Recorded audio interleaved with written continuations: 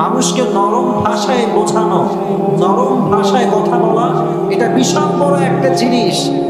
আপনি গরম ভাষায় সেই কাজ করতে পারবেন না যেই কাজটা আপনি নরম ভাষায় করতে পারবেন, ঠিক কিনা?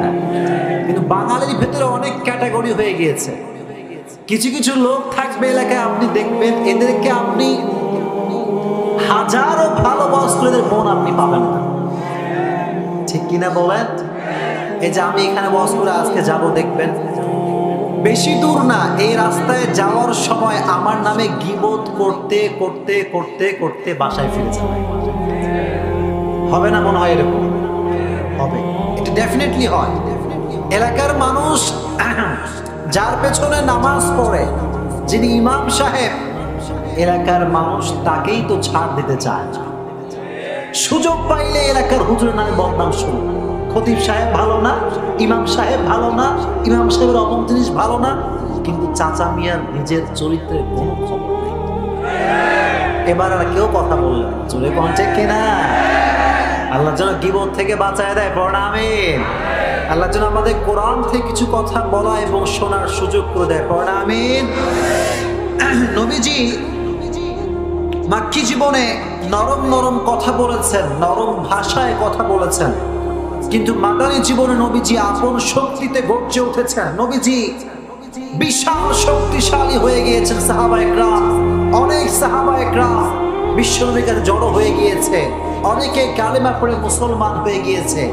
দলের লোক যখন বেশি, শক্তি তখন কম না বেশি?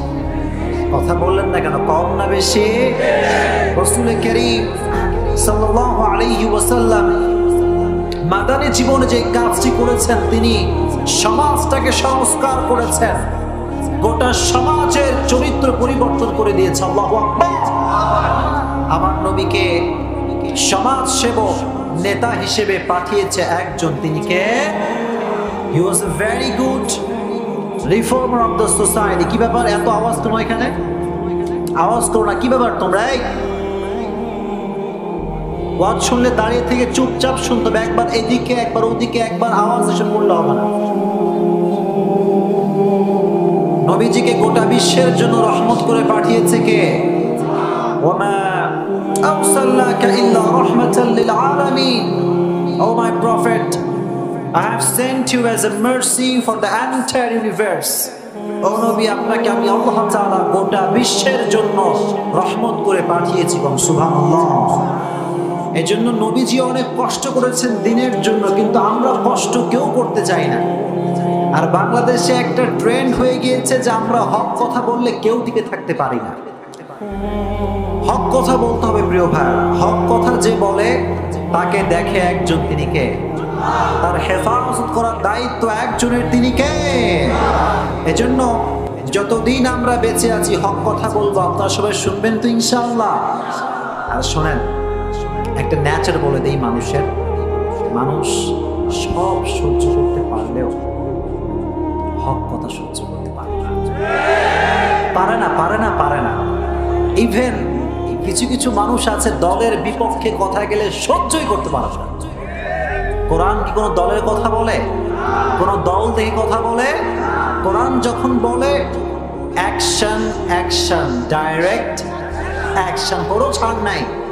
এজন্য আমি যখন কথা বলবো কাউকে ছাড় দিয়ে কথা কিন্তু বলা হবে না। Everyone is equal, completely equal, 100% equal. আপনি যেই হন না কেন, হক কথা যদি হয় আপনার কাউরে আমি ছাড় দিব। আপনারা পক্ষে যাবেন না বিপক্ষে যাবেন? আরে লোক সব মরা, বিপক্ষে না পক্ষে? আল্লাহ যেন পক্ষ শক্তি হিসেবে কবুল করে নেয়, পড়া আমিন। আল্লাহ তাআলা বলেছেন, ওয়াসারিউ ইলা মাগফিরাতিন মির রাব্বিকুম ওয়া জান্নাতিন আরদুহাস সামাওয়াতু ওয়াল আরদ উইদ্দাত লিল মুত্তাকিন।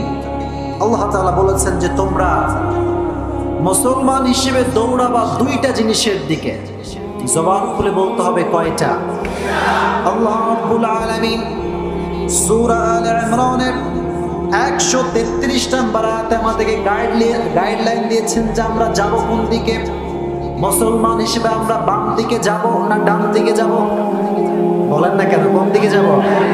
ডান দিকে। কথা হবে মুখস্থ কথা প্রিয় ভাইরা। ডান দিকে আছে দুটো জিনিস। কয়টা জিনিস? এক নাম্বার, ডান দিকে গেলে আপনাকে ক্ষমা করে দিবে একজন, তিনি কে? দুই নাম্বার, ডান দিকে গেলে আপনাকে জান্নাত দিবে একজন, তিনি কে? আল্লাহ তাআলা বললেন, গোলাম শোনো, কেমন জান্নাত আমি দিব। ওয়া জান্নাতিন আরদুহাস সামাওয়াতু ওয়াল আরদ, এমন একটা জান্নাত যেই জান্নাতের প্রশস্ততা আকাশ আর জমিন বিস্তৃত। সুবহানাল্লাহ। জান্নাত কি ছোট না বড়? Is this small or big? Small or big? Big. বিশাল বড় জান্নাত। এত বড় জান্নাত যে মানুষ কল্পনাই করতে পারবে না। সুবহানাল্লাহ পড়ে। আল্লাহ বললেন, তোমরা ক্ষমার দিকে দৌড়াও, জান্নাতের দিকে দৌড়াও, কিন্তু বাঙালি দৌড়ায় সুদের ব্যবসার দিকে, বাঙালি দৌড়ায় ঘুষের দিকে। আই এম রিয়েলি সরি, বাংলাদেশের এখন যত এলাকায় টাইলসের ঘর দেখবেন, বেশিরভাগ ঘর লোনের টাকায় করা। ঠিক না প্রিয় ভাইরা? আর আমরা হুজুররা যখন বলি যে আপনি you are doing something wrong, আপনি হারাম করছেন, ভাই ফিরে আসেন, বলে হুজুর মাঝে মাঝে সুদ না খেলে কি হয়? মাঝে মাঝে খাতি হয়, মাঝে মাঝে কি করতে হয়? খাতি হয়। আচ্ছা কোন সুদ খাওয়া হালাল না হারাম? কথা বললে দেখুন, হালাল না হারাম? আর যারা ক্ষমার দিকে দৌড়াও, জান্নাতের দিকে দৌড়াও, কথার পয়েন্ট ভালো করে বুঝবেন। যারা সুদের দিকে দৌড়ায় তারা কি সুখের সন্ধান পায়? বলেন না কেন পায় প্রিয় ভাইরা? কিছু হক কথা বলে শোনা। সুদের টাকায় যে ব্যক্তি বাড়ি করেছে, যে ব্যক্তি খেয়ে খেয়ে ভুঁড়ি মোটা করছে আর কি, ওরে যখন আপনি দেখবেন, ওয়াইদা রাআইতাহুম তু'জিবুকা আজসামুহুম, when you will see their body you will be surprised. It's amazing body man. দেখার সঙ্গে সঙ্গে চোখের টাসকি লেগে যাবে, আয় রে বাপ রে বাপ, কি লাদুস লুদুস চেহারা, কি লাদুস লুদুস গাল। আল্লাহ বললেন, মাতাউন কলিল সিররু মাওয়াহুম জাহান্নাম ওয়া বিসাল মাসির। সুদখোর মরলেই হবে জাহান্নামে। কথা বললেন না কেন? ঠিক কি না? এজন্য হুজুর সুদের টাকায় এত বড় বাড়ি, হুজুর আমার তো কিচ্ছু না, আমার তো দিনের একটা ছাপড়াও নাই, এরকম আফসোস আছে না নাই? বললেন না কেন? আছে না নাই? আছে। শোনেন, একটা ছোট্ট কথা বলি, ছোট্ট একটা গল্প বলি, শুনবেন আপনারা সবাই। একটা লোকের, গতকালকে বলছিলাম যে একটা লোকের দুইটা প্রাণী ছিল। কয়টা প্রাণী? একটা ছাগল আর একটা হচ্ছে গাধা। একটা ছাগল আর একটা কি? গাধা। খুব খুব মনোযোগ দিয়ে শুনবে, যুবক ভাইরাও শুনবেন, মুরব্বীরাও শুনবেন। এই একটা গল্প definitely it will change your life ইনশাআল্লাহ। প্রত্যেকদিন লোকটা যখন বাড়ি থেকে বের হয়, ছাগলে কি সুন্দর চুমা দেয়, কি যে আদর করে, খ্যার দেয়, ভুসি দেয়, চুমা দেয়, গোসল করা দেয়, এত আদর। আর যখন বের হয় গাধরে দেয় একটা লাথি, গাধরে দেয় কি? লাথি।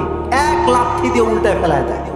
তো একদিন, আচ্ছা বলেন, যদি আপনাকে নেতা সাহেব ভালোবাসে, আপনার ভাব কি কম হবে না বেশি হবে? মারাত্মক বেশি হবে। আপনার পা জমিনেই পড়বে না। আরে বাবা রে বাবা, নেতা সাহেব আমার হাতে কি করবি কর, তোরে আমি দেখে নিব, এরকম পাওয়ার আছে না নাই? তো একদিন ছাগলের তো ভাবসাব আলাদা। ছাগল একদিন গাধা ডায় কয়, গাধা ও রে গাধা, তুই আসলেই একটা গাধা, তুই আসলেই একটা গাধা। তো গাধা বেচারা খুব কষ্ট, লাথি উঠা খেয়ে বেঁচে থাকে। গাধা কয়, আচ্ছা আমি তো গাধাই, তুই আমার গাধা বলে গালি দিস কেন? তো ছাগল কয়, আরে গাধা, মালিক আমারে কত ভালোবাসে তুই দেখিস না, কত চুমা দেয়, কত খ্যাট দেয়, ভুসি দেয়। গাধা বলে, আচ্ছা yes you are right, definitely you are right, কিন্তু তুই কি জানিস যে তোরে এত ভালো কেন বাসে? ছাগল কয়, না তা তো জানি না। গাধা কয়, আরে পাগলা, সামনে কুরবানির চাঁদ উঠছে, সামনে কি উঠছে? কুরবানির চাঁদ উঠছে। নামাজ নাই, কালাম নাই, সুদের টাকায় বিশাল বড় বড় বাড়ি।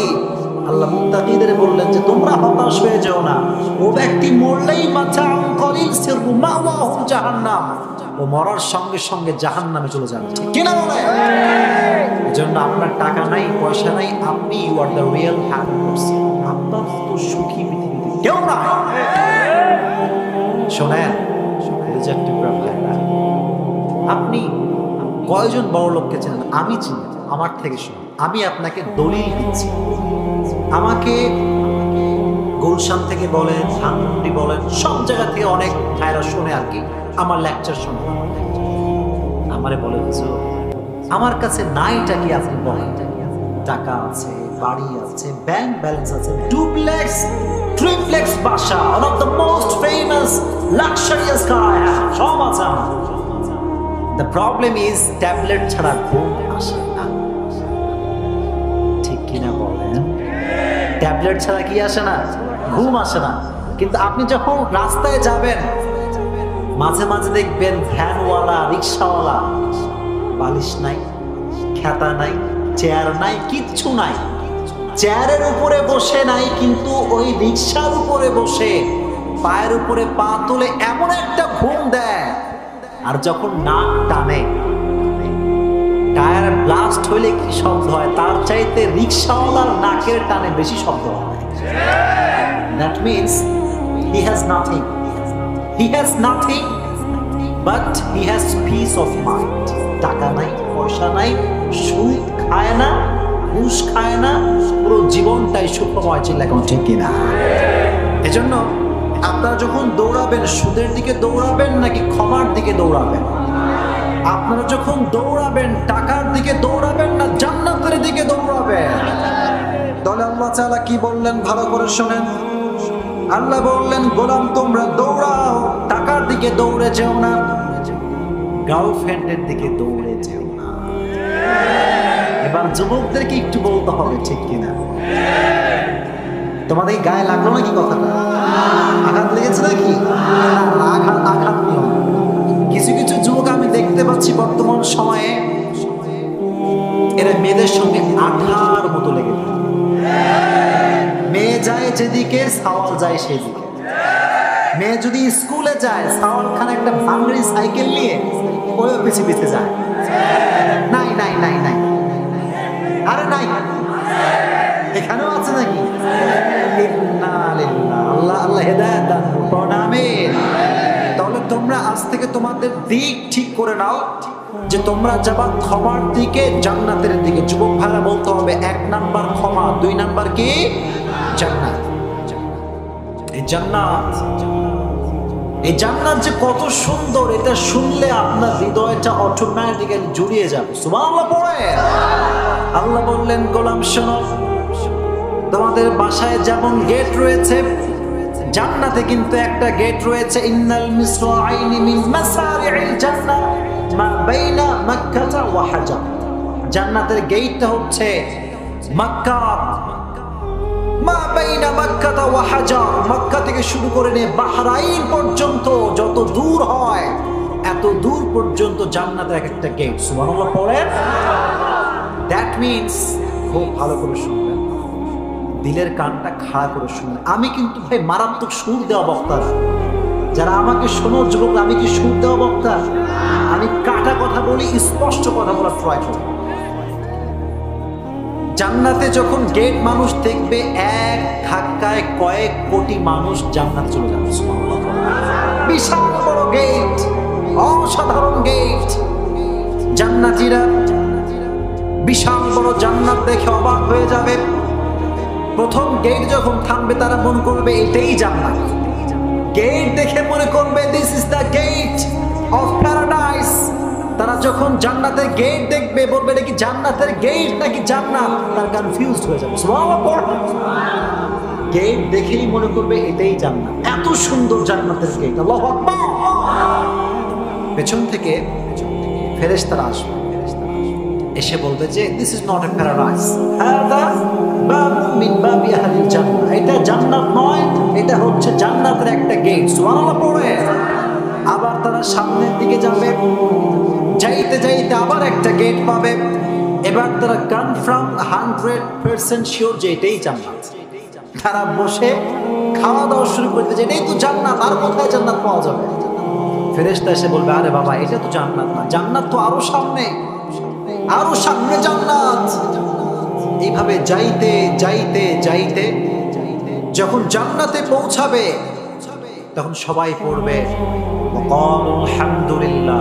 বইয়ের সামনে সবাই কিন্তু মিনমিনে বিড়াল হয়ে যায়, ঠিক কিনা? তো ফেরাউন বলছে, কি হয়েছে আমার বউ, কি আবদার তোমার বলো? বলছে, এই দেখেন একটা পুত্র সন্তান পেয়েছি, আমাদের তো কোনো সন্তান হয় না, আমাদেরকে এই সন্তানটা লালন পালন করলে খুব ভালো হবে, ভবিষ্যতে গিয়ে সন্তানটা আমাদের উপকারে আসবে। সুবহানাল্লাহ পড়েন। হ্যাঁ, ভিডিওটা আর ভিডিও প্রজেক্টরের ভিডিও হচ্ছে না, আচ্ছা কোনো সমস্যা নেই, এটা চেঞ্জ করে দিলে হবে, এখানে কাউন্টার দেওয়া যাবে না, যে আছে তাকে বললেই হবে। একটা আলোচনা হচ্ছে গভীরতা। এই সাদা পাঞ্জাবি, সাদা পাঞ্জাবি বসে পড়েন, বসে পড়েন। একজন উঠা যাবে না, কারণ আমরা নিয়ত করেছি দোয়া করে যাব, রাজি আছেন তো ইনশাআল্লাহ? আর বদল গাছিতে আমার বিশ্বাস আছে 12টা না বাজলে একটা যুবক এখান থেকে ডান বাম হতে পারবা না, ঠিক না যুবকেরা বলো? 1 ঘন্টা ওয়াজ করব, আমি আগেই ওয়াদা করেছি, আমাকে আমার ওয়াজ করতেই হবে, শুনবেন তো ইনশাআল্লাহ? এবার আসেন, যখন সেই সন্তানকে তারা পেল, ফেরাউন তো আদেশ দিয়েছিল যত পুত্র সন্তান হবে কিল হিম, মেরে ফেলো তাকে। আল্লাহ বললেন, তুই আমার মুসাকে মারবি, আমি আমার মুসাকে তোর রাজপ্রাসাদে লালিত পালিত করব। সুবহানাল্লাহ পড়েন। ফেরাউন বলছো, তুমি এই বাচ্চাকে নিবা তোমার পুত্র পালক হিসেবে? নাও না, আমি তোমার সঙ্গে সাপোর্টার হিসেবে আছি। কিন্তু ওই যে মুসার মা তার সন্তানকে ভাসিয়ে দিয়েছে, তার পেছনে পেছনে তার একজন বোনকে পাঠিয়েছে খবর নেওয়ার জন্য যে আমার বাক্স যায় কোথায়। তো তার বোন কিন্তু ফলো করছে বাক্স যায় কোথায়। তো দেখছে এই বাক্সটা পৌঁছাতে পৌঁছাতে ফেরাউনের রাজপ্রাসাদে পৌঁছে গিয়েছে। সুবহানাল্লাহ নাই আপনাদের সবার মুখে?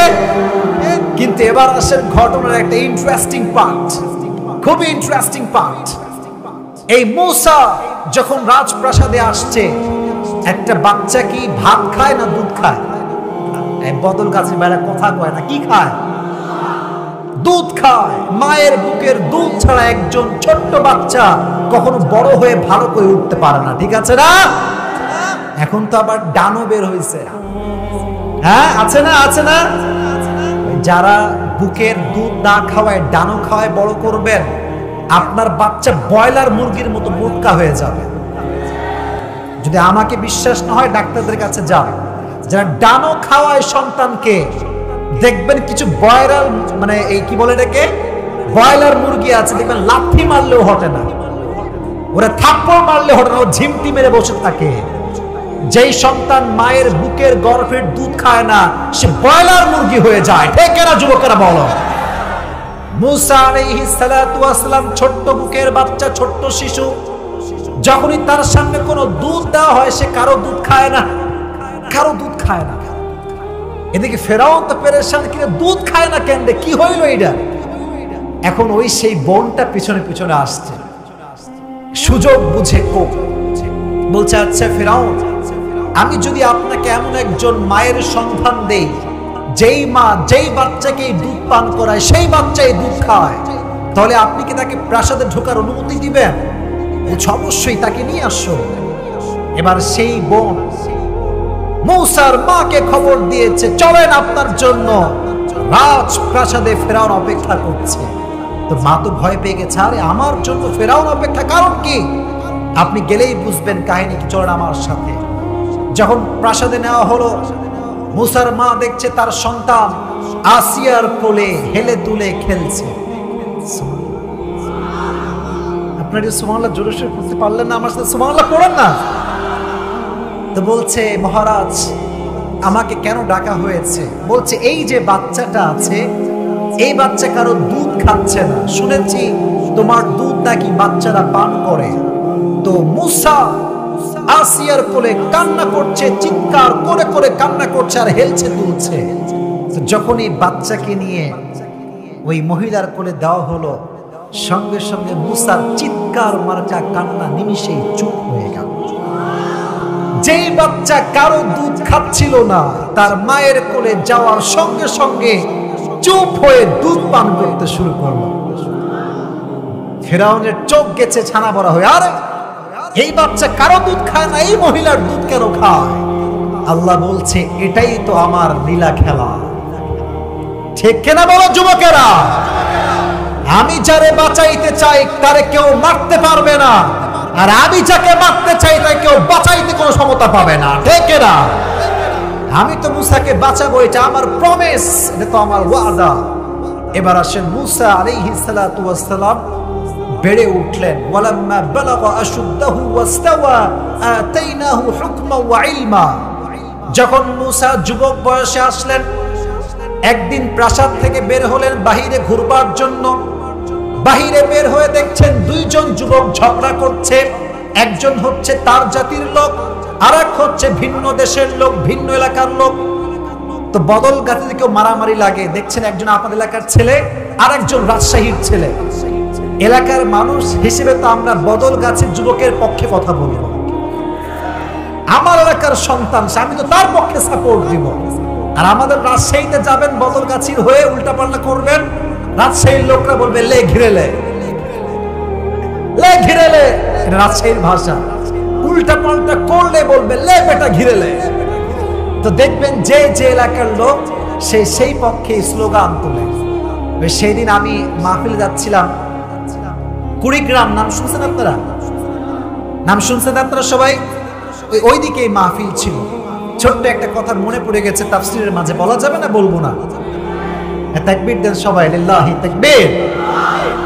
আমরা একটু গলি রাস্তা আছে না, গলি মার্কা রাস্তা, যেগুলো ছোট্ট ছোট্ট রাস্তা, রাস্তা দিয়ে কার নিয়ে যাচ্ছি। এটা অবাক করা বিষয় যে গ্রামের মানুষ কতটা ঐক্যবদ্ধ হয়ে চলে। শহরের এক ফ্ল্যাটে কেউ মরলে সেকেন্ড ফ্ল্যাটে কেউ জানে না, আর গ্রামে কারো গায়ে চুল পরিমাণ কেউ টাচ করলে পুরো এলাকার মানুষ রামদার হাইসা নিয়ে বের হয়ে যায়। ঠিক কিনা? এখানে ঐক্যবদ্ধতা আছে। তা আমার যে ড্রাইভার আছে, সে একজন রিক্সা চালককে বা ভ্যান চালককে একটু চাপ দিয়েছে। চাপ দেওয়া মানে হচ্ছে সে যাচ্ছে রাস্তা দিয়ে, ওরা যখন ক্রস করবে চাপ খাইছে, তো চাপ খেয়ে উল্টে পড়তে গিয়ে আবার থেমে গেছে। আর আমরা তো পার হয়ে গিয়েছি। একটু সামনে গিয়ে দেখছি পুরো রাস্তা ব্লক। সামনে টেবিল টেবিল দিয়ে কয়েকশো যুবক দাঁড়ায় আছে, গাড়ির লোককে আজকে মারবে। কারণ এদিক থেকে ওই মুরব্বী কল দিয়েছে, একটা গাড়ি, কালো গাড়ি আমাকে যাওয়ার সময় ধাক্কা মারছে, ওর ধর। পুরো মোড় এলাকা ব্লক, সব যুবকরা সামনে দাঁড়ায় আছে। আমি বললাম কি হইল রে ভাই? তা আমি কিন্তু ভেতরে আছি। ওই মুরব্বী এসে মিথ্যা কথা বলতেছে কি জানেন? বলছে আমাকে উল্টে ফেলাই দিচ্ছে, ওর কিন্তু কিছুই হয় নাই। তো এখন যখন দেখছি পরিস্থিতি খুবই খারাপ, সামনে টেবিল টেবিল দিয়ে সব ঘিরে রাখছে, তখন আমি বুঝেছি আমি না মানলে যুবকরা, না নামলে যুবকরা শান্ত হবে না। তো যখনই আমি গাড়ি থেকে নামছি, বলছে হুজুর আসসালামু আলাইকুম। বললাম কি হয়েছে ভাই? বলছে হুজুর আপনাকে কে মারছেন। বললাম মিথ্যা কথা, ডাহা মিথ্যা কথা। তো বলছে মুরব্বী কি এটা মিথ্যা বললেন কেন আপনি? বলছে আমার উদ্দেশ্য আপনাদেরকে আটকানো, তাই এটা বলছি, এইটা আটকাই দিচ্ছে। তো ফোন দিয়ে আটকাই দিচ্ছে আমাদেরকে। তো মাথায় রাখবেন, যদি মানুষ ঐক্যবদ্ধ হয় তাহলে পৃথিবী কোনো শক্তিদেরকে পরাজয় করতে পারে না। ঠিক কিনা বলেন যুবকেরা? তো এইদিকে যখন মুসা দেখছে যে দুইজন মারামারি লাগছে, একটা আমার দলের লোক আর একটা ভিন্ন জেলার লোক, তো মুসা তার গোত্রের লোকের পক্ষ নিয়েছে। তো কি করছে জানেন? যে বিপক্ষের লোক ওরে ধইরা নাক বরাবর একটা ঘুষি মারছে। এক ঘুষিতে জায়গায় শেষ, জায়গায় মারা গেছে। এখন যদি কেউ কাউকে হত্যা করে রাষ্ট্রের পক্ষ থেকে একটা বিচার আছে না নাই?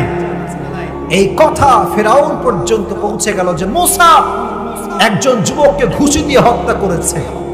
এবার সঙ্গে সঙ্গে মুসা আলাইহিস সালাতু ওয়াস সালামের কাছে একজন বার্তাবাহক পৌঁছে গেল আসিয়ার পক্ষ থেকে। ডাক দিয়ে বলছে, ও মুসা ফাখরুজ ইন্নী লাকা মিনান নাসিহিন। দেশ ত্যাগ করো মুসা, নয় তোমাকে ফেরাউন হত্যা করবে, বের হয়ে যাও। মুসা সঙ্গে সঙ্গে গাঠি পাল্লা যা ছিল নিয়ে বের হয়ে গেছে। বের হয়ে যে শহরে গিয়েছে, এই শহরটার নাম হচ্ছে মাদায়েন। বদল গাছের ভাইরা, নামটা কি? আপনারা কি মরে টরে গেছেন না বেঁচে আছে? নামটা বলেন না, শহরের নামটা কি? মাদায়েন। মনে করেন যে আমি I moved from Rajshahi to Dhaka. আমি রাজশাহী থেকে ঢাকায় গিয়েছি। মুসা আলাইহিস সালাতু ওয়াস সালাম তার মিশর ত্যাগ করে মাদায়েনে গিয়েছে। তো যখন মাদায়েনে গিয়েছে, এবার কিন্তু অনেক সুন্দর একটা ঘটনা কোরআন থেকে বলবে না, তাকবীর দেন, লিল্লাহি তাকবীর। মুসা আলাইহিস সালাতু ওয়াস সালাম একজন পথিকের বেশে হাঁটছেন মুসাফির হিসেবে। হঠাৎ করে চোখ পড়েছে একটা কুয়ার পাশে। আমরা তো এখন কল ব্যবহার করি, আগের যুগে কিন্তু কল ছিল না। আগের যুগে ছিল কি, মুরব্বী আব্বাজান বলেন না কেন, কুয়া ছিল। তো উনি দেখছেন যে কুয়ার পাশে দুইজন যুবতী মেয়ে দাঁড়িয়ে আছে। সুবহানাল্লাহ পড়লেন না আপনারা সবাই? যুবতী মেয়ে দাঁড়িয়ে আছে, সঙ্গে কয়েকটা ভেড়া আছে। আর যারা বাহিরের লোক তারা সব কুয়ার থেকে পানি উঠাচ্ছে। তো মুসার দিল দরিয়া ছিল, বড় মনের মানুষ ছিলেন। বলছেন যে বোনেরা, কি হয়েছে আপনাদের সবার, আপনারা দাঁড়িয়ে আছেন কেন দুইজন মিলে? বলছে আসলে আমাদের আবুনা শাইখুন কাবীর, আমাদের আব্বা হচ্ছে বৃদ্ধ, তাই আমরা ভেড়াকে পানি পান করাবার জন্য নিজেরাই আসি, বাট মেয়ে মানুষ তো কুয়ার থেকে পানি তুলতে পারি না। তো মুসা বলছে কোনো সমস্যা নাই, লা তাহজান, টেনশন করবেন না, আই উইল হেল্প ইউ, আমি সহযোগিতা করব, দেন আমাকে পানির বালতি দেন। এবার সে পানি নিয়ে এসে দিয়েছে, ভেড়াকে পানি পান করিয়েছে। এখন এই দুই যুবতী মেয়ে বাবাকে খবর দিয়েছে এমন এক মুসাফির যুবক যে আমাদেরকে সহযোগিতা করেছে, ডাকো তাকে নিয়ে আসো আমার কাছে। যখন বাবার কাছে আসছে, আব্বাজান বলছে তুমি কি আমাদের কাছে কাজ করবা, গোলাম হয়ে, দাসী হয়ে, দাস হয়ে? বলছে অবশ্যই কাজ করব। ঠিক আছে, কাজ শুরু হলো। একটা পর্যায়ে গিয়ে দুই মেয়ের আব্বা তাকে প্রপোজাল দিল, মুসা তুমি যদি বিয়ে করতে চাও, আমার একজন মেয়েকে তোমার সঙ্গে বিয়ে দিই। সুবহানাল্লাহ, এত আস্তে আপনাদের জোরে সোরে সুবহানাল্লাহ পড়েন না কেন? এখানে যুবকদের জন্য একটা মেসেজ হচ্ছে, একজন ছেলে এবং মেয়ের মাঝে প্রথম শব্দ শুরু হয় আপু দিয়ে, বোন দিয়ে, আর পরে বোনের এনটা ইউ দিয়ে পাল্টে যায়, বোনটা হয়ে যায় বোন। ঠিক না যুবকের বোন? তো মুসার সঙ্গে যখন তার সাক্ষাৎ হয়, প্রথম সাক্ষাৎ ছিল আপু কি হয়েছে আপনার? বলছে সমস্যা, ওকে আমি হেল্প করব। এখান থেকে তারা হালাল ভাবে বিয়ে করেছে। সুবহানাল্লাহ পড়েন। তো বিয়ের দীর্ঘ 8 থেকে 10 বছর পরে মুসা আলাইহিস সালাতু ওয়াস সালাম ওহী পেলেন, এবং ওহী পেয়ে সঙ্গে সঙ্গে লম্বা কথা, লম্বা আয়াত, আমি এতটা লম্বা করতে চাই না। প্রথমে ওহীর দাওয়াত নিয়ে সে ফেরাউনের দরবারে চলে আসলো। এর দ্বারা উদ্দেশ্য হচ্ছে, আচ্ছা আপনি এখানে পাহাড়পুর নামে একটা এলাকা আছে না, পাহাড়পুর না পাহাড়তলি, পাহাড়পুর না পাহাড়তলি, পাহাড়পুর, ওখানে পর্বত আছে না কিছু? আছে আছে, দেখবেন এদিকে, আমার চোখে চোখ রাখেন, আয়াত ভালো করে বুঝবেন। আচ্ছা বলেন তো, ঝর্ণার পানি নিচের দিক থেকে উপরে যায় না উপর দিক থেকে নিচের দিকে আসে? নিচের দিক থেকে যায় না উপর দিক থেকে আসে? উপর দিক থেকে আসে। এর অর্থ হচ্ছে, এলাকার নেতা যদি ঠিক হয়ে যায়, জনগণ ঠিক হয়ে যাবে। জেলার প্রশাসক যদি ঠিক হয়ে যায়, জেলার লোক ঠিক হয়ে যাবে। শহরের মেয়র যদি ঠিক হয়ে যায়, জনগণ ঠিক হয়ে যাবে। দেশের প্রধানমন্ত্রী যদি ঠিক হয়ে যায়, গোটা দেশটা ঠিক হয়ে যাবে। ঠিক কিনা?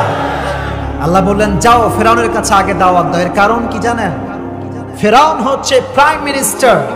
আল্লাহর উদ্দেশ্য হচ্ছে, মুসা এই ফেরাউন যদি তোমার পক্ষে এসে কালেমা পড়ে মুসলিম হয়ে যায়, তার স্রোত যদি ঠিক হয়ে যায়, এই গোটা জাতির স্রোত ঠিক হয়ে যাবে। ঠিক কিনা বল?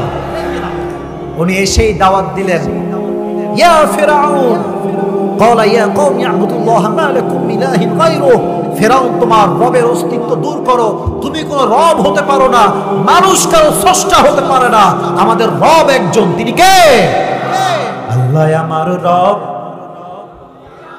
আল্লাহ আমার রব, দমে দমে তনু মনে তারি অনুভব।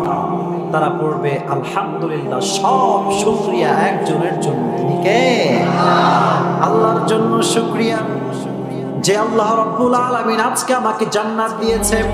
সবাই শুকরিয়ার সিজদায় পড়ে যাবে। আল্লাহ বলবেন আজকে তোরা সব পেয়েছিস, সব সব পেয়েছিস, তোরা কি সবাই খুশি?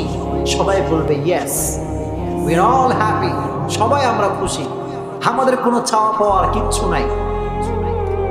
সেম টাইম যেরকম আপনারা বসে আছেন নীরব নিস্তব্ধ, সবাই জান্নাতে বসে থাকবে, আল্লাহর প্রশ্নের পরে হঠাৎ করে একজন দাঁড়িয়ে যাবে, দাঁড়িয়ে বলবে আল্লাহ সব পাইছি, একটা জিনিস পাই নাই যেটা জীবনের মূল উদ্দেশ্য ছিল। সবাই অবাক হয়ে যাবে, এটা আবার কি? সব পেয়েছে, একটা জিনিস পাই না, ওইটা আবার কি? সে বলবে আল্লাহ সবই তো পাইলাম, তুমি রব, তোমারে তো পাইলাম,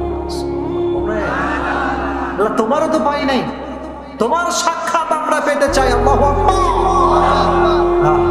এই জান্নাত আপনারা সবাই পেতে চান তো ইনশাআল্লাহ? আল্লাহ সবাইকে জান্নাতের অধিবাসী হিসেবে কবুল করুন, আমিন। আচ্ছা, ব্রেইন থেকে বলেন তো, যারা জান্নাতি আর যারা জাহান্নামী তারা কি সমান হতে পারে? জান্নাতের স্ট্যাটাস আর জাহান্নামের স্ট্যাটাস কি কখনো সমান হতে পারে? এটা আল্লাহ তাআলা ক্রিস্টাল ক্লিয়ার বলেছেন, লা ইয়াস্তাবি আসহাবুন নারি ওয়া আসহাবুল জান্নাহ। আবার আল্লাহ তাআলা বলেছেন আসহাবুল জান্নাতি হুমুল ফাইজুন। আল্লাহ বললেন গোলাম শোনো, জাহান্নামী ব্যক্তি আর জান্নাতি ব্যক্তি কখনো সমান হতে পারে না। আসহাবুল জান্নাতি হুমুল ফাইজুন। আল্লাহ বললেন যারা জান্নাতি তারাই সফল কাম ছিল, এখন ঠিক কিনা? যারা জান্নাত পেয়েছে, those who gain the Jannah, they are gain the ultimate success in their life. যারা জান্নাতি হয়েছে তাদের মতো সফল ব্যক্তি পৃথিবীতে আর কেউ হতে পারে না। এজন্য মানুষ মনে করে টাকাই মনে হয় সফলতার মাপকাঠি। আর এখন তো বড় আফসোসের বিষয় হচ্ছে আমি এই এলাকা সম্পর্কে পরিপূর্ণ কিচ্ছু জানি না। আমি আজকে প্রথম আসছি, আমি অনেক জায়গায় দেখেছি, যদি ঠিক হয় ঠিক বলবেন, না চুপচাপ থাকবেন। আমি দেখতে পাচ্ছি এখন বেশিরভাগ এলাকাতে টাকা আছে যার সম্মান আছে, চাই সে সুদখোর হোক, চাই সে ঘুষখোর হোক, টাকা আছে যার সুদখোর হইলেও সে মসজিদের স্বভাব। ঠিক কিনা বলেন? নামাজ পড় না এক ওয়াক্ত, ভুলে জুমার নামাজটাও পড়তে আসে না, সে নাকি মসজিদের ক্যাশিয়ার সাহেব, সেক্রেটারি সাহেব। What is this man? What is this? যে ব্যক্তি নামাজই পড়ে না সেই মসজিদের সভাপতি হওয়ার যোগ্যতা রাখে না, ছিল এখন ঠিক কিনা? যে কোনো মসজিদ হোক, কথা সেই যে যেটার হকদার তাকে সেখানেই বসাতে হবে। আনজিলু মানাজিলাহু। যার যেই যোগ্যতা নাই তাকে যদি আপনি সেখানে বসায় দেন, বিশ্বাস রাখতে হবে this is the sign of কিয়ামত। এটাই হচ্ছে কিয়ামতের আলামত, ছিল এখন ঠিক কিনা? এজন্য প্রিয় ভাইরা, সুদখোর ঘুষখোর যে হবে ইসলামের কোনো কাজে তাকে নেতৃত্ব দেওয়া যাবে না, ছিল এখন ঠিক কিনা? আল্লাহ যেন বোঝার তৌফিক দান করে, পড়া আমিন। এই জান্নাতের ভেতরে হুর পেতে চান কে কে? দেখি হাত তুলে। সবাই মাশাআল্লাহ, আল্লাহ কবুল করুন, পড়া আমিন। মাহফিলের মাঝে কোনো কথা হবে না, কথা হবে মাহফিল শেষে। সবাই পেতে চান তো ইনশাআল্লাহ? তবে জান্নাত, এই জান্নাত যদি আপনি হুর পেতে চান, যুবকরা ভালো করে শুনবাই মেসেজটা, হারাম কোনো রিলেশনশিপ করা যাবে না। এবার কিন্তু কথা বললেন না, ঠিক কিনা বলেন? যারা হারাম রিলেশনশিপে ইনভলভ থাকবে তারা কি আল্লাহর এই জান্নাত পাবে? দেখো যুবক, আমি তোমাদেরকে একটা কথা ইনশিওর করতে চাই, এই জান্নাত হচ্ছে তোমাদের চিরস্থায়ী আবাসস্থল। আর গার্লফ্রেন্ড এটা সাময়িক, এটা আজ আছে কাল থাকবে না, এটা শেষ, এটা অটোমেটিক্যালি শেষ হয়ে যাবে। আর তোমরা যারা মনে করো, রাগ করছেন আপনারা, কিছু হক কথা বলে দিব আপনাদেরকে। যারা মনে করেন যে আমার গার্লফ্রেন্ড আমার সবচাইতে আপন, তাদের মতো ধোকার জীবন পৃথিবীতে আর কারো নাই। এটাই বিশ্বাস হয় তোমাদের? হবে। তোমরা মাঝে মাঝে নিউজ পড়বা, একটা ছেলে একটা মেয়েকে মন থেকে ভালোবাসতো, কিন্তু the problem is মেয়েটা সরকারি চাকরিজীবী পেয়ে যুবককে গুল্লি মেরে চান্দুওয়ালাকে বিয়ে করে ফেলছে। কি এরকম ইতিহাস আছে না নাই? আর যুবকটা ছ্যাঁকা খাইয়া বেকা শেষ। ওর চুল এক পাশে আছে আর এক পাশে নাই। বললাম क्या हुआ तुम्हें? হুজুর ছ্যাঁকা খাকে বেকা হো গায়ে হাম। এই জন্য তোমাদের সবাইকে বলছি, এটা ফানি না, আমি হাসি করে বলছি। তাই বিশ্বাস করো, একটা মেয়ে যেমন একটা যুবকের জীবন পরিবর্তন করতে পারে, exactly to the same way একজন মেয়ে একটা যুবকের জীবনকে ধ্বংসও করতে পারে। Very alert, very alert. আর সবচেয়ে আফসোসের বিষয় হচ্ছে আমি যা দেখতে পাচ্ছি ইন দিস সোসাইটি, এখানে আপনি টুপিওয়ালা আর দাড়িওয়ালা আর বোরকাওয়ালা ভালো বলেই আপনি অবহিত করতে পারবেন না। কারণ আমি যখন পার্কে যাই বা কোনো ভালো জায়গায় ঘুরতে যখন যাই, বেশিরভাগ প্রেমিকা আমি দেখতে পাই বোরকাওয়ালা। নাই নাই নাই, আরে নাই আছে। আপনি বিশ্বাস করেন, যেই মেয়েটা ঘুরতেছে ওর বাবা কিন্তু 5 ওয়াক্ত নামাজ পড়ে। পড়ে না মনে হয়? পড়ে কি পড়ে না বলেন? পড়ে। আবার দেখবেন যে অনেকের বাবা 5 ওয়াক্ত নামাজ বা জামাত পড়ে, কিন্তু মেয়ের বিয়ের সময় ডিজে গান বাজিয়ে বিয়ে দেয়। কি এরকম হয়? হয় কি হয় না বলেন? আমরা হক কথা বলছি, শোনেন। যখন আমরা আব্বাজানকে বলি, আব্বাজান ये आप क्या कर रहे हैं, ये आप क्या कर रहे हैं, হারাম है ये। বলে হুজুর আমার মেয়ের বয়স একটু কম, তো করুক করুক করুক, একটু করুক করুক। কিরকম বলে, কি বলে না বলেন? আমিও একটা কথা বলি, আপনারাও বলবেন বিয়ের বাড়ি থেকে যে আপনি একটু জাহান্নামে যান যান যান, তো জাহান্নামে যান না। আর যদি এই কথা বলে দেন আপনি, বলে হুজুর আপনার মতো শত্রু আমার কেউ নাই। ঠিক কিনা বলেন? আচ্ছা আমি কি আসলে শত্রু না বন্ধু? বললেন না কেন? শত্রু না বন্ধু? এই জন্য জান্নাত যারা পেতে চান তারা কি হারাম কোনো রিলেশনশিপে থাকবেন? বলেন না কেন থাকবেন? বিয়ের বাড়িতে গান বাজনা বাজাবেন? আল্লাহ সেই তৌফিক দান করুক, আমিন। এবার আল্লাহ তাআলা বললেন জান্নাত সবাই পাবে না। জান্নাত পাবে কারা? উইদ্দাত লিল মুত্তাকিন। আল্লাহ বললেন জান্নাত সবাই পাবে না, জান্নাত পাবে ওই ব্যক্তি যার হৃদয়ে ভয় আছে একজনের। তিনি কে? যাদের হৃদয়ে আছে আল্লাহর ভয়, তারা কবু পথ ভুলে যায় না। আল্লাহর প্রেম ছাড়া এই দুনিয়ায় কারো কাছে কোনো কিছু চায় না। ঠিক কিনা? দেখি আমার সঙ্গে সবাই পড়েন তো দেখি। যাদের হৃদয়ে আছে আল্লাহর ভয়, তারা কবু পথ ভুলে যায় না। আল্লাহর প্রেম ছাড়া এই দুনিয়ায় কারো কাছে কোনো কিছু চায় না। ঠিক কিনা? আল্লাহর ভয় থাকতে হবে। আর যার হৃদয়ে আল্লাহর ভয় থাকবে, তাকে যতই মানুষ সুদ খাইতে ডাকো, ঘুষ খাইতে ডাকো, সে বলবে আমি সুদের টাকা খাবো না, আমি ঘুষের টাকা খাবো না, কারণ আমার হৃদয়ে ভয় আছে একজনের। তিনি কে? আল্লাহ তাআলার ভয় অর্জন করতে হবে। শোনেন, আপনারা কি আমার কথা বুঝতে কোনো সমস্যা হচ্ছে? কথার মধ্যে কোনো অস্পষ্টতা রয়েছে? আপনারা খুব মনোযোগী মানুষ, মাশাআল্লাহ। একটা তাকবীর দেন, সবাই দুটো হাত তোলেন।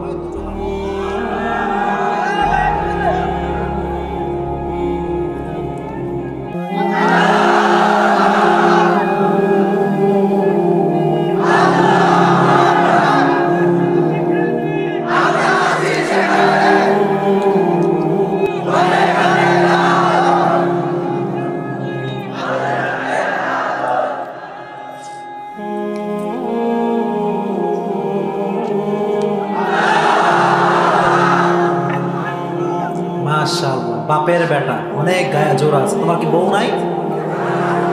কে? আমি দেখলাম না, ওখানে দেখি না, এমনি বললাম আর কি। কারণ যাদের বউ নাই এদের শক্তি একটু বেশি হয় আর কি। আরে চুপ করো, কি বলা? এটা সত্য কথা, ঠিক বললেও ঠিক, না বললেও ঠিক। কারণ যাদের বউ আছে তাদের যে কি প্যারা রে ভাই, কি যে প্যারা। আমারে খালি পানি পড়া নিয়ে আসে, হুজুর পানি পড়া দেন, বউয়ের জ্বালায় বাসার টিকাই সম্ভব হচ্ছে না। তবে সব বউ একরকম না, আমি কাউকে দোষারোপ করছি না। যার যার বউ ভালো তার জীবনটার নাম হচ্ছে জান্নাত, আর যার বউ খারাপ ওর জীবনের আর একটা নাম হচ্ছে জাহান্নাম। Is it right? বলেন না কেন রাইট না এটা? আল্লাহ সমস্ত বউকে জান্নাতের কারণ হিসেবে কবুল করুন, বলা আমিন। তাহলে প্রিয় ভাইরা, জান্নাত যদি পেতে চান ভেতরে ভয় রাখতে হবে একজনের, তিনি কে? আর আল্লাহকে যারা ভয় করে, মনোযোগ দিয়ে শুনবেন সবাই, আল্লাহকে যারা ভয় করে তারা যখন কথা বলে পৃথিবীর কাউকে দেখে তারা কথা বলে না, তারা শুধুমাত্র আল্লাহকে ভয় করে। পৃথিবী কোনো অপশক্তিকে তারা ভয় করে না, ছেলে এখন ঠিক না? এজন্য ভয় থাকতে হবে আল্লাহ রাব্বুল আলামিনের জন্য। আর যে ব্যক্তির হৃদয়ে আল্লাহর ভয় থাকবে, যে ব্যক্তি আল্লাহকে ভয় করবে, সে কখনো যৌতুক খেতে পারবে না। আমি কি বিষয়ে একটা কথা বলে দিব, শুনবেন আপনার প্রিয় ভাইরা? যারা যৌতুক খায় এদের মতো ফকিন্নি কেউ না। এরা ফকিন্নির ঘরের ফকিন্নি। আচ্ছা বলেন, একটা প্রকৃত পক্ষের পুরুষ, আচ্ছা লজ্জা লাগে না? একজন মেয়ে আজীবন মায়ের কাছে থাকে, বাবার কাছে থাকে, আজীবন তো তাকে তার আব্বা আম্মা চালায়। এই তো তুমি রাজকুমারী পেয়ে গেলা, ঠিক কি না? আর এই রাজকুমারী পাওয়ার সময় যেই যুবক ঘুষ দাবি করে, যৌতুক দাবি করে, এর মতো বেয়াদব অসভ্য পুরুষ পৃথিবীতে আর কেউ হতে পারে না। পুরুষ নামের কলঙ্ক। তবে যৌতুকের একটা নাম বের হয়েছে, হাদিয়া। হাদিয়া আছে না নাই? আমি বলে, এই যুবক তুমি কি খাচ্ছ এটা? বলে হুজুর মাঝে মাঝে বিয়ের সময় হাদিয়া না খাইলে কি হয়? আচ্ছা বলেন, এটা কি হালাল না হারাম? আপনার আওয়াজ না দিলে আমি কথাই বলবো, জয় করে হালাল না হারাম? টোটালি হারাম, কোনো সন্দেহ নাই। কিন্তু আরেকটা সমস্যা আছে, যুবক ভাইদের পক্ষ নিয়ে বলছে, সবাই শুনবেন তো ইনশাআল্লাহ? পয়েন্টটা বলছেন, যার হৃদয়ে আল্লাহর ভয় থাকবে সে যৌতুক খাবে। শুধুমাত্র যে যুবকরা যৌতুক খায়, আসলে ব্যাপারটা এরকম না। কিছু কিছু ক্ষেত্রে কি হয় জানেন, বলবো আমি সবাইকে? কিছু কিছু ক্ষেত্রে মেয়ের পক্ষের কিছু দালাল থাকে, দালাল দালাল দালাল। এরা কি করে আমি কি বলে দিব সবাইকে?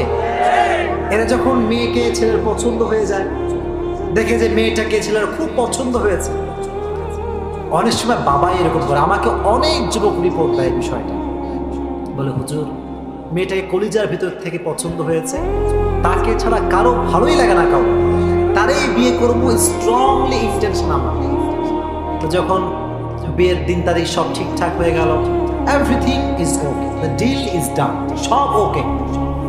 বিয়ের কিছুদিন আগে আমাকে মেয়ের বাবা ডাকলো, ডেকে বললো যে বাবা তুমি আমার মেয়েকে বিয়ে করবা, তোমার মতো ছেলে পেয়েছি, এটাই তোমার সৌভাগ্য, আর কিচ্ছু চাই না, সব ঠিক আছে, তুমি খুব ভালো একটা ছেলে, তোমার মতো ছেলে আমি খুঁজছিলাম এতদিন ধরে। কিন্তু বাবা একটা ছোট্ট কথা বলতে চাই, যদি তুমি রাগ না করো। যুবক তো বেচারা সাদা সাদা মানুষ, বলে হ্যাঁ আঙ্কেল বলেন, কি বলবেন সবই মেনে নেবো, কোনো সমস্যা নাই, আপনার মেয়েকে আমার চাই চাই চাই, আপনি কি বলবেন বলেন। বলছে বাবা বিয়ে করবা, কোনো সমস্যা নাই, দেনমোহর বেশি দিতে হবে না, 50 লাখ দিলেই চলে। কয় লাখ দিলেই চলে? 50 লাখ দিলেই চলে, এটা সাধারণ ব্যাপার। যুবকরে বেইসা ফেললেও 50 লাখ টাকা পাওয়া যাবে না, ছেলে এখন ঠিক কিনা? ওই যুবক তখন বলে কি জানেন, বলে যে তোর মাইয়ের গুল্লি মারলাম, বিয়েই করবো না, যা। এই দেনমোহরের ফেতনার কারণে জেনা সহজ হয়ে গিয়েছে, বিয়েটা কঠিন হয়ে গিয়েছে। মেক ইট ইজি, এটাকে সহজ করে দেন, দেখবেন হাজার হাজার যুবক হারাম রিলেশনশিপ থেকে বের হয়ে আসবে, ছিল এখন ঠিক কিনা? আল্লাহ যেন বোঝা তৌফিক দান করে, পাওয়া আমিন। আর কিছু কিছু বাম বের হয়েছে, আল্লাহ মাফ করুক, আল্লাহ হেদায়েত দান করুক, আমিন। বামগুলো কয় কি জানেন, সরকারি চাকরিজীবী ছিল মেরে বিয়ে না, এরকম নাই, না না নাই নাই নাই নাই নাই আছে। হ্যাঁ হ্যাঁ, সরকারি চাকরিজীবী পায়, কিন্তু মাথায় চুল নাই, নাই মাথায় চুল নাই। আর আমি আমি সেই বাপদেরকে বলতে চাই যারা মুত্তাকি ছেলে না খুঁজে। ঠিক কিনা? তোমার দুনিয়াতে আমি যেদিকে তাকাই অথই নিয়ামতে ডুবে আছি সবাই। পাখপাখালির কণ্ঠে শুনি তাসবিহ কল রব, তাসবিহ কল রব। পড়েন আল্লাহ আমার রব, এই রবই আমার সব। পড়েন না কেন? আল্লাহ আমার রব, এই রবই আমার সব। রবকে ফেরাউন কত বড় সাহস, আমার প্রাসাদে ঢুকে আমার বিরুদ্ধে কথা।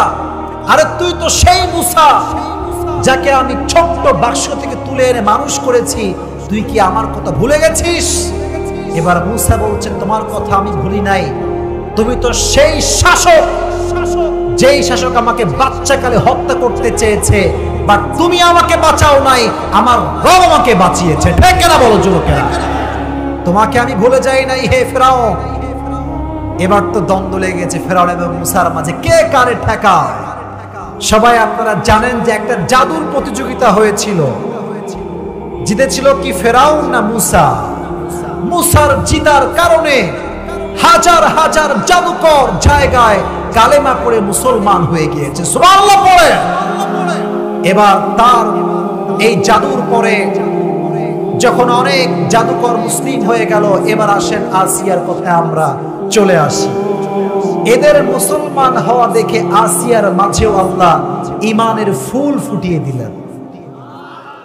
তার হৃদয়ে ঈমানের ফুল ফুটতে শুরু করলো। সে ভাবতে শুরু করলো স্রষ্টা তো একজন আছেন, রব তো একজন আছেন। আওয়াজ দিয়ে বলেন তো তিনি কে? আসিয়ার একজন দাসী ছিল, ছোট্ট দাসী, তার দুইটা মেয়ে ছিল। আসিয়ার দাসী সবার সামনে কালেমা পড়ে মুসলিম হয়ে গেল। এবার ফেরাউনের মাথা গরম, কিরে দাসী মুসলমান হয়ে গেল, ধরে না আসো তাকে। তাকে ধরে নিয়ে আসা হচ্ছে দুইজন বাচ্চা সহ। একজন বাচ্চার বয়স 6, আর একজন বাচ্চার বয়স হয়তো 2 থেকে 3 হবে, বাচ্চা কোলের শিশু। এই তিনজন কই যাবে? তিনজন এই বসো বসো বসো। না না ঠিক আছে, এদিকে এদিকে। দুই একজন 1-1.5 ঘন্টা বসে আছে, ওই 1 নম্বরের চাপ আসতেই পারে, এটা কোনো ব্যাপার না। তবে আমরা যেহেতু ওয়াদা করেছি শেষ পর্যন্ত থাকবো, আমরা কেউ যাব না। রাজি আছেন তো ইনশাআল্লাহ? বলছে যাও 2 বাচ্চাকে নিয়ে আসো, মাকে নিয়ে আসো। বলছে এই দাসী, তুই নাকি মুসার রবের উপর ঈমান এনেছিস, কথা কি সত্যি? বলছে কথা সত্যি, আমি ঈমান এনেছি। ওই ওর বাচ্চাকে নিয়ে আয়। বিশাল বড় ডেকসি নিয়ে আসছে, গরম আগুন, আর ডেকসিতে দিয়েছে তেল, ফুটন্ত তেল। বলছে তুই যদি ঈমান না হারাস, তোর বাচ্চাকে আমি আগুনের তেলে ডুবিয়ে মারব। বলছে ফেরাউন ফাকদি মা আনতা কাদ, তোমার যা মন চায় তাই করো, আমি আমার ঈমানকে হারাতে প্রস্তুত নাই। সুবহানাল্লাহ পড়েন। ফেরাউন বলছে তার সন্তানকে ধরো। 6 বছরের সন্তানকে ধরে আপনি আগুনের ফুটন্ত তেলে ফেলিয়ে দিয়েছে। সন্তানের দেহের গোস্তগুলো বিচ্ছিন্ন হয়ে গেছে, হাড্ডিগুলো বিক্ষিপ্ত হয়ে গিয়েছে। আল্লাহ, মা তার সন্তানকে দেখছে ফুটন্ত আগুনে পুড়ে শেষ। এবার বলছে এই দাসী, এখনো সময় আছে, এখন তো তোর কালেমা ছাড়, না তোর দুধের শিশুকে এভাবে হত্যা করবো। মা এমনি তাকিয়ে আছে ফেরাউনের দিকে, যে মানুষ কতটা জালিম হতে পারে, কতটা জুলুম সে করতে পারে। এবার দুধের শিশুকে নেওয়া হয়েছে ফেরাউনের পক্ষ থেকে। যখন নিয়ে যাবে, মা তাকিয়ে আছে, একবার কালেমা ত্যাগ করলে আমার সব সন্তান বেঁচে যাবে। বলছে যাও সন্তানকে নিয়ে যাও। দুধের শিশুকে নিয়ে ফুটন্ত তেলের ভেতরে ফেলিয়ে দিয়েছে। দুধের শিশুর গোশত আলাদা হয়ে গিয়েছে, মা পাথরের মতো দাঁড়িয়ে আছে। আর ফেরাউনকে বলছে ফেরাউন, আমি আমার রক্ত দিতে প্রস্তুত আছি, আমার ঈমানকে হারাতে আমি প্রস্তুত নেই। ঠিক কিনা বলেন যুবকেরা? এটা হচ্ছে ঈমান।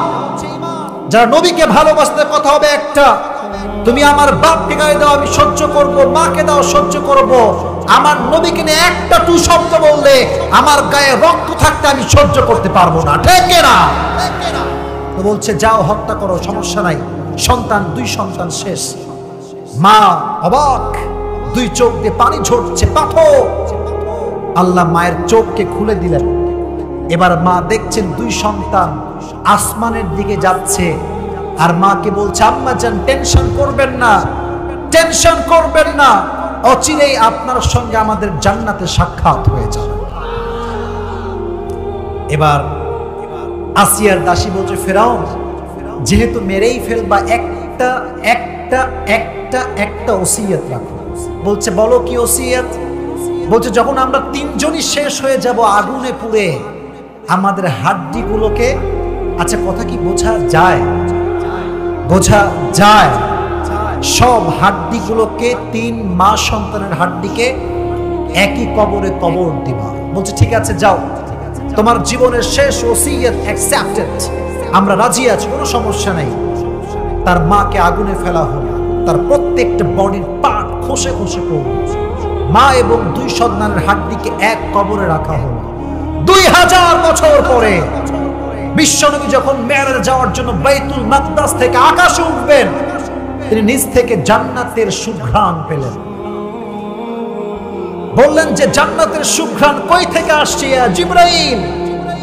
জিবরাইল বলছে, ইয়া রাসূলুল্লাহ, 2000 বছর আগে আসিয়ার দাসীকে ঈমানের জন্য এখানে কবরস্থ করা, তার হাড্ডি সহ তার 2 সন্তান এবং তার মায়ের হাড্ডি থেকে, কবর থেকে এখনো পর্যন্ত জান্নাতের সুঘ্রাণ বের হয়।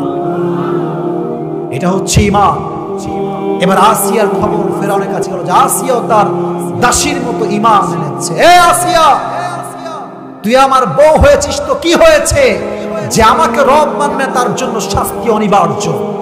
আসিয়া বলছে, তুই যা করবি কর, আমি আমার রবকে বিশ্বাস করি, ঈমান যাবে না, আমার জীবন যাবে, তোর যা মন চায় কর। ফেরাউন বলল, যাও, একে নিয়ে যাও, যতক্ষণ সে তার কালেমাকে ত্যাগ না করবে। আপনার চাবুকের নাম শুনেছেন? চাবুক মানে আপনার সবাই বোঝেন তো ভাই? চাবুক দিয়ে দেখবেন বারবার আঘাত করা হয়, পিঠে আঘাত করা হয়।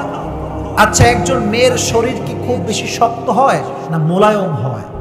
মেয়েদের শরীর হয় নরম, স্পর্শকাতর হয় তাদের শরীরটা। যতবার আঘাত করছে, তরবারির আঘাত বলেন আর তীরের আঘাত বলেন আর চাবুকের আঘাত বলেন, মেয়েরা সহ্য করতে পারে না। এক একটা আঘাতে আসিয়ার প্রত্যেকটা দেহের চামড়ার রক্তগুলো একত্রিত হয়ে যাচ্ছে। আসিয়া চিৎকার করছে, মৃত্যু শয্যায় চলে আসছে। এবার শেষে সে আয়াত করছে, আল্লাহ ওয়াদরাবাল্লাহু মাসালাল লিল্লাযীনা আমানু ইমরাআত ফিরআউন, ও আমার রব, তুমি আমাকে ফিরআউনের অত্যাচার থেকে বাঁচাও, আর আমার জন্য তোমার ওই জান্নাতের ডান পাশে একটা ঘর বানিয়ে দাও। সুবহানাল্লাহ পড়লেন না যুবক ভাইরা সবাই মিলে? আল্লাহ বলছেন, আসিয়া টেনশন নাই, your dua has been accepted, your dua has been accepted, তোমার দোয়া কবুল। তোমার জন্য আমি আল্লাহ তাআলা জান্নাতের ডান পাশে বিশাল বড় একটা প্রাসাদ তৈরি করে দিয়েছি। সুবহানাল্লাহ পড়েন। মূসা ঈমান এনেছে, তার সাঙ্গপাঙ্গ ঈমান এনেছে, আসিয়া ঈমান এনেছে। আসিয়াকে সে শুলিতে চড়িয়ে হত্যা করেছে, বাট আসিয়ার মৃত্যুর শেষ শয্যায় আসিয়া তার চোখ দিয়ে জান্নাতকে সচক্ষে দেখতে পেয়েছে। সুবহানাল্লাহ পড়লেন না? বলে আসিয়ার জীবন থেকে বদলগাছির ভাইরা শিক্ষা হচ্ছে একটা মেসেজ শিক্ষা। এদেশে নাস্তিক আছে না নাই? বলেন বলেন বলেন, আছে না নাই? আছে না নাই? আছে না নাই? ব্লগার আছে না নাই? নবীকে গালি দেয় এরকম কুলাঙ্গার সন্তান আছে না নাই? আমাদের কথা হচ্ছে একটা, যদি আমাদেরকে তরবারির সামনে মোকাবেলা করতে হয়, আমাদের গর্দান আমরা পেয়ে দিব, তবে ঈমানের পথ থেকে আমরা হয়ে দাঁড়াবো না। ঠিক কিনা বলো যুবকেরা?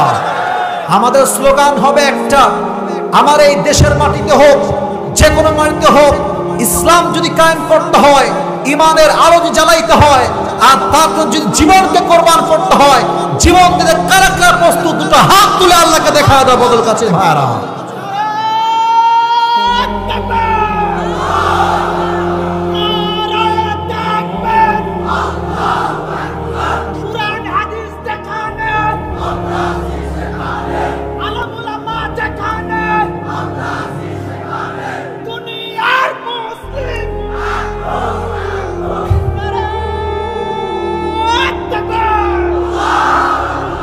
আল্লাহ আমাদের সবাইকে আসিয়ার মতো ঈমান হৃদয়ে রাখার তৌফিক দান করুন। আমিন।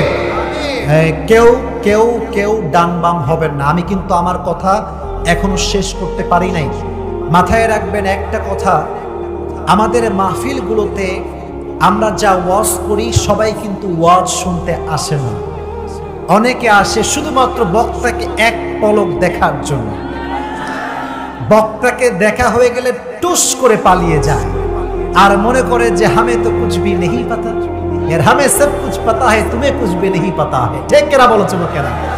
ওই যে মাঝে মাঝে দেখবেন স্যার যখন ক্লাস নেয় তো দেখেন বলবে যে যেভাবে আপনারা সবাই জানেন যে এটা হচ্ছে এইরকম। স্যারকে কে বলবে যে আমরা কিছুই জানি না ভাই? কে বলবে এই কথা? তো অনেক অডিয়েন্স মনে করে হুজুর তো কিচ্ছু বোঝে না, আমরা বুঝি ভাই। তবে এখন যারা এখানে বসে আছে এরা হচ্ছে প্রকৃত পক্ষের কোরআন প্রেমিক শ্রোতা আমার সামনে বসে আছে, ঠিক কিনা? আমার নবীজির জীবনের সর্বশেষ যেই কথা নবীজি জবান দিয়ে বলেছিলেন এটার নাম ছিল কি? বলেন আসসালাত। জোরে বলেন আসসালাত। নামাজ। উম্মতেরা তোমরা নামাজ ছেড়ে দিও না। যেই দিন নবীজি মারা যাবেন, ইন্তেকালের দিনে নবীজির দরবারে গেটের কাছে জিবরাইল আসছে, এসে বলছে আসসালামু আলাইকা ইয়া রাহমাতাল লিল আলামিন। নবী হে, আপনাকে আমি সালাম পেশ করছি না, এই সালামটা আল্লাহ আরশে আজিম থেকে আপনার কাছে পাঠিয়ে দিয়েছে। সুবহানাল্লাহ পড়তে পারলেন না আপনারা? কাইফাল হাল, নবী হে অবস্থাটা কেমন? কেমন আছেন আপনি? আপনার শরীর কেমন? নবীজি বললেন জিবরাইল বড্ড জ্বর, জ্বরে একটা বেহুশ অবস্থা, ডান বাম হতে পারছি না। But in every kind of situation মুমিন will say আলহামদুলিল্লাহ। মুমিনের যত বিপদ আসুক না কেন মুমিন সব সময় বলে আলহামদুলিল্লাহ, আই এম ফাইন, আমি ভালো আছি। ভালো রাখার মালিক কে? আমি ভালো আছি। জিবরাইল, আচ্ছা তুমি কেন আসছো আমার কাছে বলো তো?